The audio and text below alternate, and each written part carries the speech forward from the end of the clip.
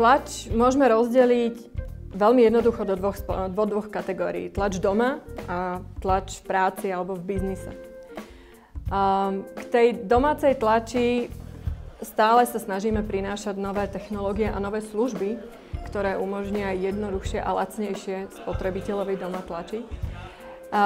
Čo je ale väčšia a dôležitejšia časť, je tá tlač v práci, tá biznisová časť. Takže tie nové trendy, ktoré ovplyvňujú vývoj kancelárskych zariadení tlačových, je nielen laser, ale aj ten atrament. Ale samozrejme v tom laseri nezaostávame a prinášame nové technológie, ktoré umožňujú ešte lepšiu efektivitu a zlacniť náklady týchto našich spotrebiteľov a zákazníkov. 3D tlač je jednou z horúcich tém v súčasnosti. Minulý rok, na konci roku zhruba v októbri, novembri, HP uviedlo novú 3D technológiu. Budúci rok by sa mala už dostať aj do komerčného predaju.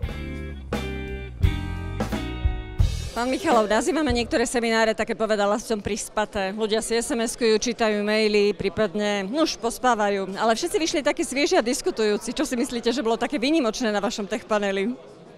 Sme aj tí ľudia, to znamená, že nepripravovať pre ľudí len suché prezentácie, kde si odklikáme za 15 minút nejakú tému, ale živo diskutovať o témach a otázkach, ktoré zákazníkov zaujímajú. A presne na týchto tech paneloch je priestor pre zákazníkov, kde si vedia priamo položiť otázku a často im niekedy vyriešime aj veci, ktoré do prezentácií nezahrnieme. Predstavte si, že stojíte na pódiu s lídrom v tejto oblasti, v oblasti tlače, a on hovorí o trendoch a víziách. Ale vy, aké máte praktické skúsenosti?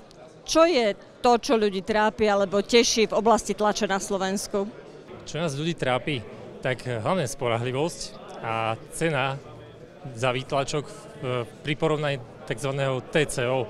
To znamená, že Total Cost of Ownership. To znamená, v tejto cene má zákazník zarátané aj ceny náhradných dielov, ceny spotrebného materiálu, maintenance kitov.